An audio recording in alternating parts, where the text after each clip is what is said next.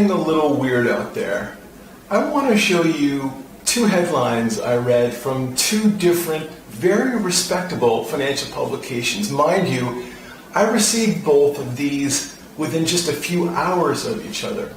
So here's the first one. Recession, odds by 2023 below 20% by a giant trust company. Okay, and here's the second headline. Next financial crisis should arrive in 2020, JP Morgan says. Which of these stories should we believe? Moreover, should we believe either one? And should you take anyone serious who thinks that the economy runs like a train on a schedule and so easy to predict? Here's a spoiler alert. I don't think you should.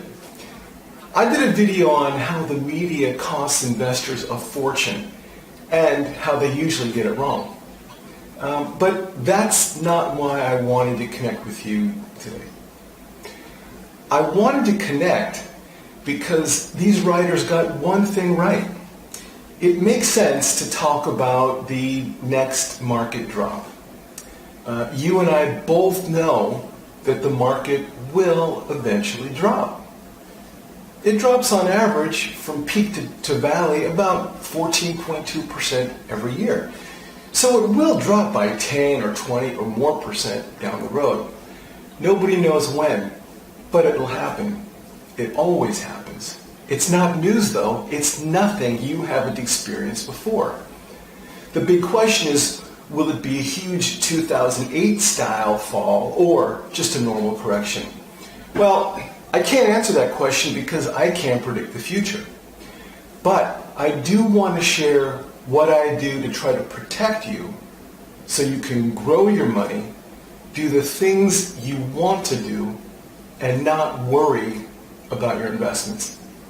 So I take 3 different steps to help defend your money. Let's talk about each one in reverse order of importance. First, I use a technical data-driven filter that's designed to signal when it's too risky to stay fully invested. The filter isn't perfect. It's no guarantee. But the idea is if the market decline is dramatic enough, we can potentially shield ourselves, hopefully, from the worst of it, but not all of it. I did a full video on this process, and if you'd like, you can watch it. I highly recommend that you do. Now, this market filter is really, really important to understand because not only is it designed to provide a signal when it makes sense to pull out of the market, it also provides a signal of when it makes sense, according to the model, to ignore market turbulence.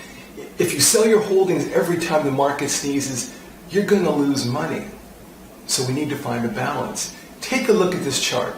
It shows that over the last several years, even though they were really good years, there were plenty of times when the market corrected, dropped by more than 10%. Now, would it have made financial sense to sell at those times? No. It made sense to ignore those corrections and ride them out. And while it's no promise of future results, I love it that our market filter was right in telling us to hold on. Now, believe it or not, having an objective, data-driven method that indicates when it's time to ignore the market turbulence is actually more important than being able to identify the rare occasions when it makes sense to pull out.